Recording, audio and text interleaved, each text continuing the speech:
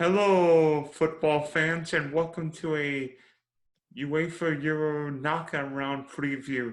Before I introduce the special guest all the way from England, please subscribe, like, comment, share, tweet, or whatever to the Spunky Spectrum Sports YouTube page. We've hopefully got a lot of other content coming, whether it be football, golf, or in this case, football. So, joining us from England is my friend, soccer betting expert Charlie Mullan. Charlie, how much fun have you enjoyed watching the Euros? Dylan, I have to say I've really enjoyed this tournament. It's been one of the best tournaments in recent memory. I include the World Cup in that as well. Certainly we're seeing more goals in this European Championships than we did in the last one. I think it was 69 goals 5 years ago in the group stages. We're already up to 94 in the group stages this year. So a massive increase, 35% increase in goals. So long may that continue. And I'm just about over the drama of yesterday and the conclusion of Group F, which just basically blew my mind. I was just thinking, like, yesterday alone provided plenty of drama because I think there was like the Euros scoring record. How many goals was scored yesterday? 18 in one day, the most ever. Yeah, and the ending of Group F, which France somehow won. Germany, I don't know how Germany advanced because it seemed like they were dead at home against Hungary. I mean, when Havertz scored the header, I'm like, Germany would be fine. And then literally 2 minutes later, Hungary scored, and I'm like, what? What? And then, of course, Yeah. Ronaldo becoming the joint top men's international scorer with 2 penalties. Yeah. I like the way you say that Havertz scored that header. I think it was more a case of the ball falling on Havertz's head and going in the back of the net from 2 inches out. But, you know, I'll let you off with your Chelsea allegiances there. Hey, he scored a Champions League winner. I'll give him the benefit of the doubt. Yep. But no, yesterday's Group F conclusion was just absolutely crazy. I made a note of how many times the positions changed in that group throughout both matches, and 9 times the standings changed. And ironically, we ended up the way the group started before the final 2 games kicked off. So a phenomenal night of football, absolutely incredible. And we spoke about it earlier. We have to feel sorry for Hungary, who were 6 minutes away from qualifying for the round of 16. But there's a small part of me that is glad that they didn't make it through, because I like to see the good teams, Dylan, make it through to the final stages of a tournament. I'm talking about your Italy's, England, Germany, France, Spain, Holland, or the Netherlands, as they're called. So I like to see those nations contest the quarterfinals and the semifinals and the final. Yeah. I don't know about you, but you've got a soft spot for Hungary, haven't you? No, I mean, just seeing that atmosphere in Budapest showed me something. I mean, if that France-Hungary game had been played anywhere else in Europe, France would have blown Hungary off the pitch. Mm-hmm. Yeah. And just on that, if the Germany-Hungary game had have played in Budapest, Hungary would definitely have won, because the crowd were phenomenal in the first 2 matches. So, it's a shame. But what stood out for you so far in the tournament? Be honest, there were a couple of things. One, Italy's back. I don't know what it is, but this Italy team looks like the side that dominated the world in 2006. Roberto Mancini's got that Zolly blue firing on all cylinders. Not true. It was Group A. Not necessarily the toughest competition. Of course, Italy played all 3 games in Rome, but the Italians were flying. It didn't matter who played, what formation they used. Italy just kept flying. Yeah, no, they have. They've been really good to watch. And Roberto Mancini, how good does he look in those like Italian suits that he wears on the sideline? They're a very stylish team on and off the pitch, aren't they? Yeah, the hair, the suit. I mean, Yeah. What else? What else has stood out for you? Uh, You made a prediction, didn't you? Just sticking with our Italian friends. You made a prediction before we started this podcast, didn't you? I'll mention that later, but Okay. good news for Italy. I've got your back.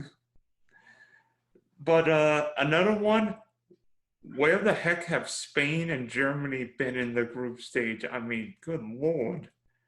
I thought, I mean, I thought Spain would have rolled through Yeah. Group B. Yeah, they should have. It just shows you how much they rely on their captain, Busquets. Obviously, he missed the first 2 games, which they struggled with. He came back yesterday and they won 5-0. I'm not saying it's all down to him, but having somebody of experience like that who has been through the good times when they won the back-to-back Euros and the World Cup in the middle, he has that sort of calming influence, I think, in the squad.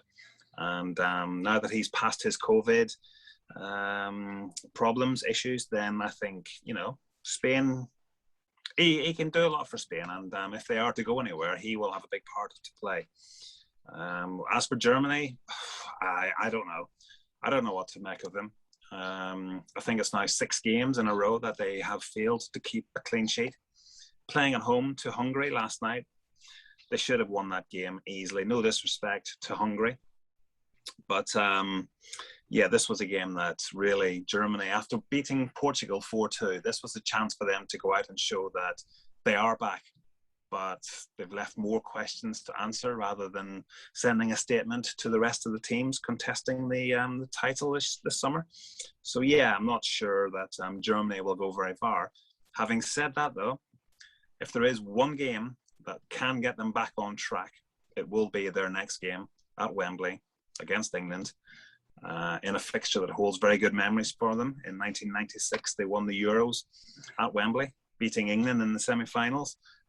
So yeah, it holds good memories for Germany, but they're going to have to smarten themselves up defensively if they are to beat England and go far in this competition.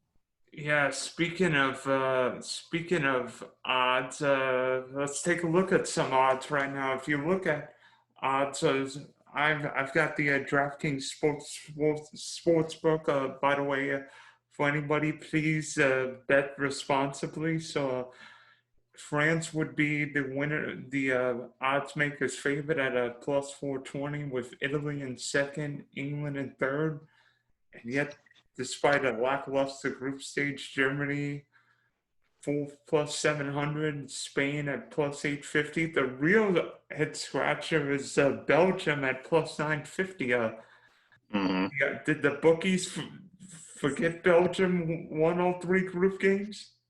And not only that, but how good do they look now that Kevin De Bruyne is back in midfield pulling the strings? Bingo. It's just unbelievable how one person can make such a difference to one team. We talked about Busquets a few moments ago with Spain, but Kevin De Bruyne just basically grabbed that Belgian team by the scruff of the neck and says, right, this isn't good enough. We need to perform better. And he's done that. And again, if Belgium are to do anything in this competition and make a mockery of those odds that you've just quoted from DraftKings, then Kevin De Bruyne will be a player to watch. He could certainly, definitely be the player of the tournament. There's a few candidates for that accolade, but certainly Kevin De Bruyne is up there, I think. Another one that's, I'm not sure if you mentioned their odds there, Dylan, but the Netherlands, again, they also came through their group stage without dropping a point. What odds are they? Plus 900. Mm-hmm. Right. Well, they're not a bad shot either because, again, where have they been the last decade or so? I know they missed a few tournaments, the World Cup and the European Championships, but they're clicking very well. And Wijnaldum in midfield, he's and Memphis Depay as well. They're the 2-star performers in that team, and they've been great to watch so far. Again, it wasn't the most difficult of groups to get out of, but they did it. And the more momentum they gain, the harder they will be to stop. And against the Czech Republic, I can see Holland winning that game. Sorry, the Netherlands winning that game quite comfortably. Yeah, I just wonder maybe whether the absence of Virgil van Dijk will hurt the Dutch. Maybe not against Czech Republic, but later if they played France and Belgium and England. Well, yeah, they're due to meet the winners of Belgium, Portugal in the quarterfinals if they do beat the Czech Republic. So, yeah, they will be tested defensively there. Yeah, you either get Lukaku, Hazard, and De Bruyne, or Cristiano Ronaldo. Exactly. So, yeah, choose your weapon carefully. Choose your poison, as they say. But, yeah, it's a difficult group, that side of the draw, isn't it? Holland, Czech Republic. Certainly the teams that stand out for me on that side of the draw are Belgium, Portugal, Netherlands, and Italy.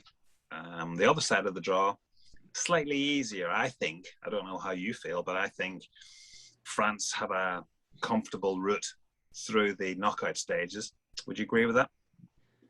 At least until the semis, and then all bets are off. Oh, right. Okay. Fighting talk there. All right. Have you a reason for this? Well, when France played at the 2018 World Cup, I saw a free-flowing France. Like, it didn't matter what formation they used. France could just dominate the midfield. And I don't know if we've seen France dominate the midfield like we've seen. I think, to be honest, I think Paul Pogba's probably been France's best player. Yeah. But yeah. But Mbappe, Griezmann, and Benzema have been a little inconsistent. Benzema scored twice last night, but Mbappe and Griezmann haven't necessarily gotten going, which might be a bad thing for the opposition, because if those guys get going, look out. Oh, and they also have your friend Olivier Giroud to bring off the bench as well. Yeah, Mr. Header himself. Yep. He didn't score in the last World Cup, but he did score in the warm-up games for France. So yeah, I think he's got a big part to play for France going forward. So, what team would you not take with those odds of winning the Euros right now? Are you asking me who's not going to win? No, I mean, what team would you not lay any money on right now to win with those odds? Well, go through the odds again. France plus 420, Italy plus 600, England plus 650, Germany plus 700. Yeah. Spain plus 850, Holland, the Dutch at 9 plus 900, Belgium plus 950, and Portugal plus 1200. Yeah, I think Italy 600 plus 600, was it? Yes. Yeah, I think they're worth $1 or $2, as you would say in America. England, I don't know whether I can trust them or not to bet any of my pounds over here on them, but defensively they are looking very good. And I watch a lot of American sport, and one of the most used phrases in American sport, the NFL, is defenses win championships. Isn't that right, Dylan? Yeah. So if England can continue to keep clean sheets, which, you know, they're one of two teams not to have conceded a goal in the tournament so far. If they can continue that, then they could go far. And if England could get by Germany, then you're looking at a potential rematch with Sweden in the quarterfinals from the last World Cup. Yes, and I think England would favour themselves to beat either Sweden or Ukraine in the quarterfinals. So now we get to the fun part, round of 16. So what games stand out to you? Because on Saturday, Wales will face Denmark, Italy, or Austria. Sunday, the Netherlands, Czech Republic, Belgium, Portugal. Monday, Croatia, Spain, France, and Switzerland. And Tuesday with England, Germany, Sweden, Ukraine. What games bring your attention? Straight away, you've got to go to Belgium, Portugal, don't you? Yep. That's certainly the standout tie. Obviously, in this country where I am living, England, England against Germany is obviously another standout fixture. The hype building up to that game will be like the Super Bowl. It'll just go through the roof, and hopefully it can live up to the expectations of everybody. But certainly Belgium, Portugal, that's the game that I'm looking forward to. Two very good teams. I've enjoyed watching Belgium. As we said, Kevin De Bruyne is back. Romelu Lukaku's in with Romelu Lukaku and Cristiano Ronaldo, probably the two favourites to win the Golden Boot award, although it's very heavily stacked in Ronaldo's favour with 5 goals to Lukaku's 3. But yeah, that could be the game of the round of 16 for me. What about you? What stands out for you? Obviously, Belgium, Portugal. I mean, the question is, with Portugal, can they defend? Because we know Portugal can create a lot of havoc. I mean, Ronaldo seems like he's just getting better right now, man. But age is just a number for him. Every time I look at it, he's scoring goals, whether it be for Juve or Portugal. Yeah, but 3 of the 5 goals have been penalties. True. So if Belgium commit 3 handballs in the box and Ronaldo back 3 penalties, it wouldn't matter, right? Right, exactly. I'm going to contradict myself now, but I was very impressed with Ronaldo's goal,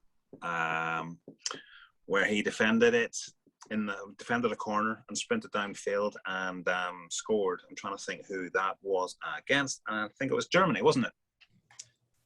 Germany in the previous game before last night. Yeah, so that's, he can score other goals rather than just penalties. So I'll give him credit for that. That's a very, very good goal. What has been the goal of the tournament for you, Dylan? Probably the goal from sorry Scotland, but probably the goal from beyond the midfield line. Yeah, from Patrick Schick from the Czech Republic. Yes, that's certainly in my top 3. But I think that I'll have to go for Manuel Locatelli's first goal against Switzerland, when he played the ball out to the right wing, first touch, brilliant pass, followed play superbly into the box, 6 yards out, simple tap in. Again, it's kind of like Ronaldo's goal against Germany, but his pass to create the chance certainly was something to be desired, and I think for me that's my goal of the tournament so far. But certainly Ronaldo's against Germany and Patrick Schick's against Scotland. But yeah, they're definitely the 3 best goals so far. I think the intriguing thing about England and Germany on Tuesday will be, one, which side wins in Wembley, because both sides have got great memories. Of course, England won there in 1966. Germany won there in 96. I think England's best case might be avoid a penalty shootout. Yes, certainly. Although they did win a shootout at the last World Cup, so they might be a little bit more confident of taking penalties in a shootout than they were before. But there's a song that is sung at all England games. 3 lines on their chest. I don't know if you've heard it. When they first released it, it was 30 years of hurt since they'd last won a tournament. Well, it's now 55 years of hurt since 1966. So will they end that song this year? I don't think so. It might be 56 years by the time the World Cup rolls around next year, but you never know. You never know. It's a whole new tournament now, Dylan, isn't it? The knockout stages. We've got through England didn't look very impressive in the group stage, but first and foremost, you've got to get through the group stage no matter how you do it. You don't have to play your best football. Just get the points on the board, qualify, reboot, and go again. Yeah, can England get Harry Kane going right now? Because he'll come good. He will come good. He will. Whether it's a penalty that gets him off the mark, I don't know. But he will not end this tournament without scoring a goal. Famous last words. I've got a question. Will Jordan Sanchez start against Germany Tuesday night? He will know a lot of the German players, which can work for and also work against England. He hasn't featured so far, which makes me think that he may not get a start against the Germans.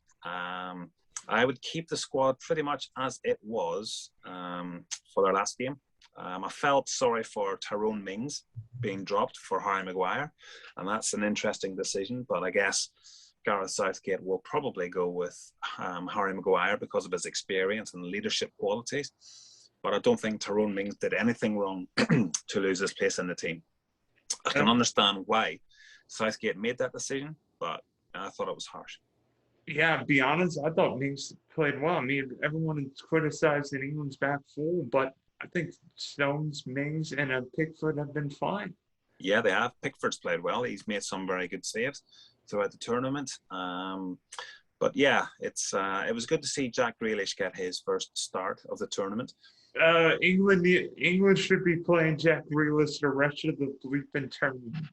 Well, yeah, I mean, I can't believe that Gareth Southgate didn't keep Jack Grealish on the pitch for the last 15 minutes of the Scotland game, as well as Phil Foden as well. I thought both players should have finished that game and been told to run directly at the Scottish defenders in the box, get a penalty, win the game, and that will stop the boos at the end of the match. Simple as. But for some reason, Gareth Southgate got very conservative and defensive-minded. He used to be a good defender in his career. But I think that was a missed opportunity. But they qualified, so he lives to fight another day. Yeah, do you think, if anything, do you see England making any changes for that Germany game? Because I was shocked that Saka started 2 nights ago, but... Yeah, I was, but he played brilliantly, so I don't see him dropping out of the team. Mason Mount, he can't play because of COVID, or actually, he may be able to. He may be able to, but will he be fit enough? He won't have trained with the players, which, when you're talking about set pieces, both in defence and attack, you need to be on the training pitch to understand his role in that. So maybe he will miss out and wait until the next game. Hopefully there will be a next game for England. But yeah, I think I would keep the same team that started the last game. Yeah, it'd be interesting because Saka could literally play anywhere. I mean, I've seen him play left back, right back, winger. I think he played wing back. It was an interesting thing. Germany's played that a 3-4-3 or 3-4-2-1. It's almost looked like a Chelsea Thomas Tuchel formation. Could that be? Maybe England could play the same team, but maybe it's more of a 3-4-2-1 or 3-4-3, like what England played at the last World Cup. Yeah, I think whoever does play, and you mentioned Saka there, I think players like that need to get the ball into the box to Harry Kane a lot more, and by doing that will stop Harry Kane from dropping deeper, which he has done a lot for Tottenham this season, and he's starting to do it now for England too.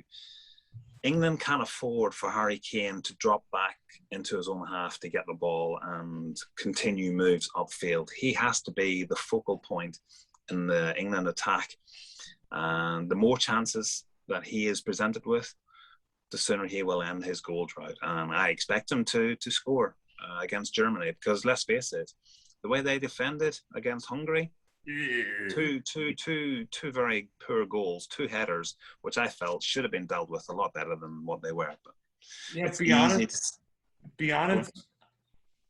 What's happened with Matt Hummels defensively, because he's lost all his pace. Yeah, well, yeah, he didn't have much, I don't think, in the first place. But yeah, he was brought back, wasn't he, for this tournament in the last few months. Yeah, it's not been a great tournament for him, has it? He scored that own goal to give France the win in their opening game. So yeah, I think Jack Grealish, Phil Foden, Bukayo Saka, Raheem Sterling, they'll tear Germany apart. They should do anyway, and it's going to be a very interesting battle to watch unfold. So ultimately, which two teams will meet on July 11th for the Euro final, and then who wins? Well, I think it could well be an Italy-Germany final. Ooh, you really think Germany could beat England at Wembley? Yeah, possibly. Once they get past the knockout stage, then you never know. You never know. Boy, how about this for Germany? You potentially beat one of your biggest rivals in England, and then potentially in the semis, I think Germany could face the Dutch. And you imagine that rivalry? I know. I know. It would be good, wouldn't it? As long as it's not a replay of 1990, I'm okay with it. Exactly. Exactly. Where they were red cards spinning, not much action. No, there wasn't, was there? There Yeah, wasn't. yeah. So you've got Italy and Germany meeting at July 11th. I think it'll be Italy and England meeting in the final. And who you've got winning? Italy, I'm guessing? Yeah, I'm going for Italy to win it. Yeah. Why the Italians? Well, defensively, they've always been very strong, and they've started scoring a few goals now themselves. So, yeah, I think they've got a good manager and a good squad, and everything seems to be in place for them to finally win a tournament for first time in a while. I think it'd be interesting if the Italians went from missing the World Cup to winning the European Championships. But you know what? You know what my heart is. I really think this is England's year. I know you would. I know you would love Germany winning, but the fact that games played at Wembley with more crowd will be, I think, will be better for England. I think Harry Kane will get out of his funk right now. I think Sterling, and you mentioned Jack Grealish. If Gareth Southgate starts Jack Grealish, look out because I'm not sure anybody can stop him. No, no, that's true. He's looking good, isn't he? And plus, he'll probably draw at least one, if not two penalties. Because Exactly. Grealish is what, the most fouled player in the Premier League? He, yes, he was. Yes, he certainly was. The last 2 seasons, he's done that. Yeah. So I think it'll be England's tournament. I mean, playing 6 games in one league. I think Italy would make it a really fun game, but I think England would have enough, particularly at Wembley, to just eke out a win. Yeah, definitely. Definitely. Why? But it's weird. Neither of us picked France. Why is that? I don't know. I don't know. It's a tricky one, isn't it? Giving up on we given up on Kylian Mbappe and company too soon. Well, maybe, maybe not. He has to show us what he has, and we'll see how he goes from there. But yeah, you never know. You never know with the French. They can sort of turn it on and off. They've been unlucky. They've hit the woodwork 3 times so far in the tournament, so they could I have think more goals. England could say the same because it seemed like they fit the post 3 or 4 times. They have. That is true. By the way, did you see That Robert is true. But Lewandowski hit the post twice in one move yesterday? Holy! I did. I did. Yeah. Now, how unfortunate has he been? Yeah, can I get Yeah. Serge Gnabry, Thomas Muller, and who's the other winger? Kingsley Coman, maybe a Joshua Kimmich on my Poland team. Yeah. Yeah. Definitely. So, Charlie, thanks for hopping on. I can't wait to see the knockout round. And what should we be looking for in the knockout round? Goals, excitement, a little bit of everything? Well, a bit of everything. I think when you get to the knockout stage, you start to see teams becoming more cautious now. As soon as they get a 1-0 lead, they become very defensive. So I wouldn't expect as many goals as we have seen so far in this tournament, but you never know. You never know. Uh, what what player will impact the knockout rounds the most?